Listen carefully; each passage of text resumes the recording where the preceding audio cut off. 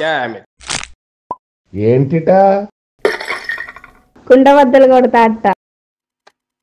నమస్కారం, కుండబద్దలు ప్రేక్షకులకి స్వాగతం. నేను గౌతమ్ కాటా. ఈ వీడియోలో నేను మీతో చెప్పాలనుకునే అంశం, జగన్మోహన్ రెడ్డి తన వైఎస్ఆర్ కాంగ్రెస్ పార్టీని బీజేపీలో విలీనం చేస్తాడా? ఇప్పుడప్పుడే ఏ చర్చకు తావే లేదు అనుకునే వాళ్ళు కానీ అనేవాళ్ళు కానీ చాలామంది ఉండొచ్చు. కాకపోతే జగన్మోహన్ రెడ్డి తన రాజకీయ ప్రాబల్యాన్ని ఇలాగనే కొనసాగించడానికి, తన రాజకీయ భవిష్యత్తు ఇలాగ సజావుగా నడవటానికి అనేక రకాలైన ప్లాన్లు వేస్తాడు. ప్రస్తుతం లిక్కర్ స్కామ్ వచ్చి జగన్మోహన్ రెడ్డి మెడకు గట్టిగా చుట్టుకునే అవకాశాలు మెండుగా కనిపిస్తున్న ఈ తరుణంలో జగన్మోహన్ రెడ్డి ఓ పెద్ద లాయర్ల సమూహాన్నే బెంగళూరులో పెట్టుకుని అనేక రకాలైన మంత్రాంగాలు చేస్తూ ఉన్నాడు. దీంతో పాటుగా రాజకీయ పరంగా స్ట్రాటజిస్ట్గా గతంలో పనిచేసిన ప్రశాంత్ కిషోర్ను కూడా ఈ విషయమై మళ్ళీ రీయాక్టివేట్ చేసినట్టుగా ఇప్పుడు వార్తలు వినిపిస్తూ ఉన్నాయి. ఖచ్చితంగా ప్రశాంత్ కిషోర్ ఏదో ఒక పొలిటికల్ స్ట్రాటజీ జగన్మోహన్ రెడ్డి ఖచ్చితంగా చెబుతాడు. ఇదైతే అందరికీ తెలిసిన అంశమే. ఎందుకంటే డబ్బులు ఇస్తే ఆయన ఎవరికైనా పనిచేస్తాడు. యాక్చువల్గా ఇప్పుడు ఆయన బీహార్లో సొంత పార్టీ పెట్టుకున్నప్పటికీ అక్కడ ఒక విచిత్రమైన సంఘటన కూడా నడిచింది. ఈ పార్టీ కంటే ముందుగానే ఎన్నో రకాలుగా పోరాటాలు చేసిన పార్టీయే వచ్చి ప్రశాంత్ కిషోర్ పార్టీలో విలీనం అయిపోయింది. ఇలాంటి వాటిని కూడా ఇప్పుడు ప్రశాంత్ కిషోర్ కొంత ప్రమోట్ చేసే రకంగానే ఉన్నాడు అనేది కూడా కొన్ని వార్తలు వినిపిస్తుంటే, మరి జగన్మోహన్ రెడ్డి తన అరెస్టుని ఆపుకోవటం లేదు, అరెస్ట్ జైలుకి వెళ్తే మరి వైఎస్ఆర్ కాంగ్రెస్ పార్టీ విచ్ఛిన్నం కాకుండా, ఎందుకంటే వైఎస్ఆర్ కాంగ్రెస్ పార్టీ ఒక పుట్టగొడుగు లాంటిది. ఇదేదో తిట్టు అనుకుంటారేమో కానీ, ఎందుకంటే ఏ మొక్క అయినా సరేను, ఏ చెట్టు అయినా సరే భూమి లోపలికి వేర్లు పాతుకొని పైకి మొలిచి అది పెద్ద వటవృక్షంలాగా తయారవుతుంది. కానీ పుట్టగొడుగు అట్ట కాదు, కింద లోపల అసలు వేర్లు ఏముండవు, పైకి మాత్రం ఇంతెత్తున ఊవెత్తున కనిపిస్తుంది. వైఎస్ఆర్ కాంగ్రెస్ పార్టీ కూడా అంతే. కాంగ్రెస్ పార్టీలో పునాదులు ఈ ఆంధ్రప్రదేశ్ రాష్ట్ర విభజన తర్వాత తమ ప్రభావాన్ని పూర్తిగా కోల్పోయిన కాంగ్రెస్ పార్టీ పునాదుల మీద నిర్మితమైన ఓ భవనం ఇది. కింద పునాదులు వీళ్ళకి ఏం లేవు. అందుకనే వైఎస్ఆర్ కాంగ్రెస్ పార్టీలో కనుక ఏదైనా పెద్ద కుదుపు సంభవించింది అనంటే పార్టీ విచ్ఛిన్నం వైపుగానే దారితీస్తుంది. ఆల్మోస్ట్ ఆల్ మొన్న జగన్మోహన్ రెడ్డి 11 సీట్లకు పరిమితం అవటమే పెద్ద కుదుపు.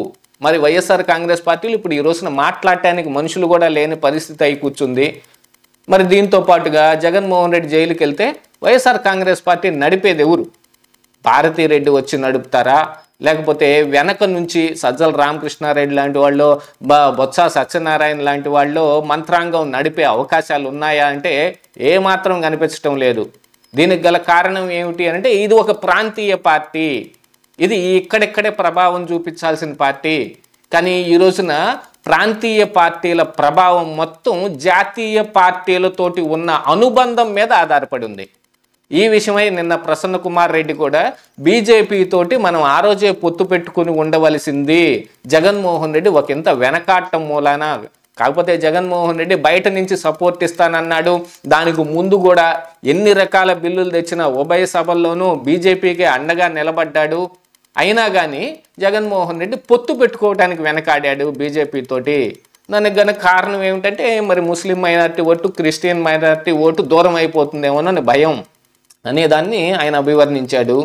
కాకపోతే ఆ ఇద్దరికి తెలియదా జగన్మోహన్ రెడ్డి బీజేపీ తోటి కలిసి ఉన్నాడు అనే సంగతి, బీజేపీకి విపరీతమైన సపోర్టు చేస్తాడు అనే సంగతి?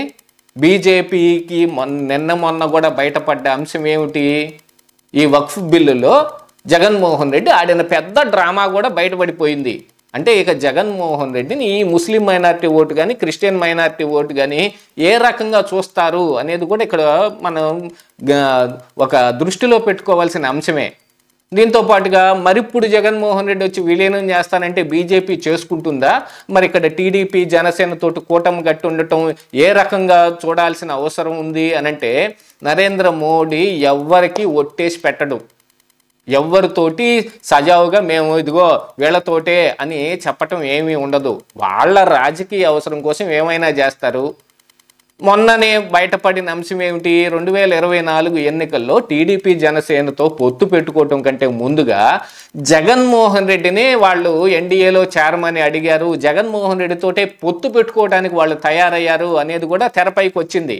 కాకపోతే జగన్ వెనకాడటం మూలాన, జగన్ నేను బయట నుంచే మీకు సపోర్ట్ చేస్తానని చెప్పటం మూలాన వాళ్ళకు కూడా మరి సీట్లు ఇస్ బార్ 400 పార్ అని మోడీ ఎంత ఘనంగా చెప్పుకున్నప్పటికీ వాళ్ళకి ఎన్ని సీట్లు వస్తాయని ఇంటర్నల్గా వాళ్ళకి ఖచ్చితంగా తెలుసు కదా. కాబట్టి బయట నుంచి సపోర్ట్ చేసేవాళ్ళు ఎప్పుడైనా కొంప ముంచే అవకాశం ఉంటుంది. కాబట్టి ఎన్డీఏలోకి వచ్చే వాళ్ళకి ఎక్కువ వాళ్ళు ప్రభావం చూపించడానికి, వాళ్ళని అట్టే అంటిపెట్టేసుకొని ఉంచుకోవడానికి ఎక్కువ ప్రయత్నం చేస్తారు.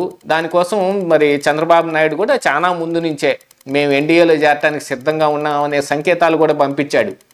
కాకపోతే ఇక్కడ ఒక విషయం ఏమిటి అంటే, చంద్రబాబు నాయుడు అరెస్టు జరిగినప్పుడు కనీసం అపాయింట్మెంట్ కూడా లోకేష్కి దక్కలేదు. అక్కడ వెళ్ళి ఇలాంటిది ఒక పరిస్థితులు మొత్తాన్ని వివరించడానికి. ఆ తరువాత పొత్తుకి సిద్ధమైపోయిన తర్వాత, పొత్తుకి రెడీ అయిపోయిన తర్వాత, పవన్ కళ్యాణ్ కూడా వెళ్ళి చంద్రబాబు నాయుడిని జైల్లో కలిసిన తర్వాత అప్పుడు పురంధరేశ్వరిని, కిషన్ రెడ్డిని వీళ్ళని పెట్టుకుని లోకేష్కి అపాయింట్మెంట్ ఇచ్చారు. అంటే బీజేపీ యొక్క వాళ్ళ మైండ్ సెట్ ఏమిటనేది దీని ద్వారా పూర్తిగా అర్థమైపోతుంది. వాళ్ళకి వాళ్ళ బీజేపీ పార్టీ అధికారమే ముఖ్యం తప్ప ఇంకొకళ్ళతోటి నైతికత అనేది ఇక్కడ అసలు తెరపైకి రాని అంశమే. దాన్ని ఎప్పుడు వాళ్ళు అండర్ కరెంట్గానే ఉంచేస్తారు. అంటే జగన్మోహన్ రెడ్డి తోటి వాళ్ళు కలవటానికి ముందుగానే సిద్ధంగా ఉన్నారు. మరి ఇప్పుడున్న పరిస్థితుల ప్రకారంగా ఇక్కడ కూటమి కట్టి ఉండటం మూలాన మరి జగన్మోహన్ రెడ్డిని హక్కును చేర్చుకోలేని పరిస్థితులు ఉన్నాయి. కాబట్టి జగన్మోహన్ రెడ్డి ఏమైనా వచ్చి బీజేపీలో విలీనం చేస్తే వైఎస్ఆర్ కాంగ్రెస్ పార్టీని, జగన్మోహన్ రెడ్డిని కాపాడే అవకాశాలు ఉన్నాయి అనేది ఢిల్లీ వర్గాల నుంచి వస్తున్న చర్చ. దీనికి జగన్మోహన్ రెడ్డి ఏమంటాడు? ఇలాగనే ఈ పార్టీని కొనసాగిస్తే వచ్చే ఎన్నికల వరకు ఏదో రకంగా నెడితే ప్రజల్లో మరి తనకి అభిమానం పెరుగుతుంది అని అనటానికి ఏం పనులు చేస్తున్నారో తెలియడం లేదు. ఒక్కటొకటి స్కాము ఆయన మెడకు చుట్టుకుంటూ ఉంటే ఢిల్లీలో కేజ్రీవాల్ ఇదే లెక్కర్ స్కామ్ తోటి చతికలు పడిపోయాడు. అక్కడ కేజ్రీవాల్ ప్రభావం పూర్తిగా కోల్పోయే స్థాయికి వచ్చేసింది. అసలు పార్టీ ఆపే ఒక సందిగ్ధంలో పడిపోయిన పరిస్థితికి వచ్చింది.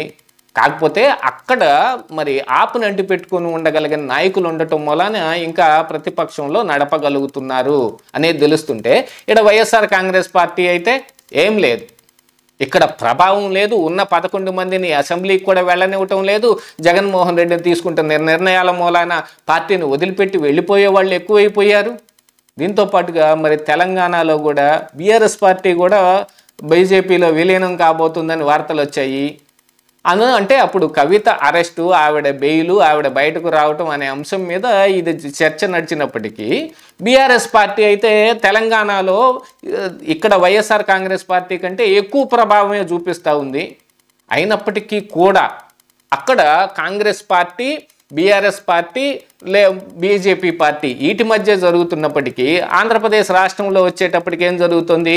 టీడీపీ, వైఎస్ఆర్సీపీ ఈ రెండింటి మధ్యనే ఎక్కువ పోరు నడుస్తుంది.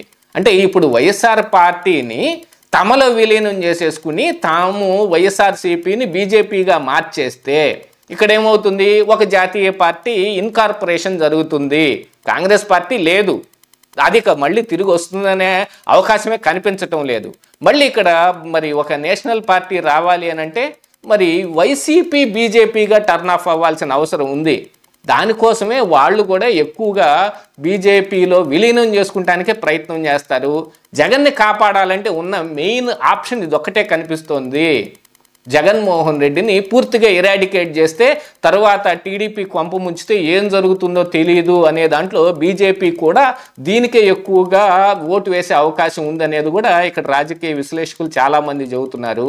కానీ జగన్మోహన్ రెడ్డి ఇలాంటి నిర్ణయం ఖచ్చితంగా తీసుకుంటాడా లేదా అనేది ఎవరూ చెప్పలేని అంశమే. అయినప్పటికీ తన దాకా వస్తే ఎంతకైనా తెగిస్తాడు జగన్మోహన్ రెడ్డి. అంటే వైసీపీని తీసుకెళ్లి బీజేపీలో విలీనం చేసేసి తానిక్కడ బీజేపీ నాయకుడిగా చక్రం తిప్పే అవకాశం కోసం చూసే అవకాశాలు మెండుగా ఉన్నాయి కదా. ఇదే ఈరోజు కుండబద్దలు.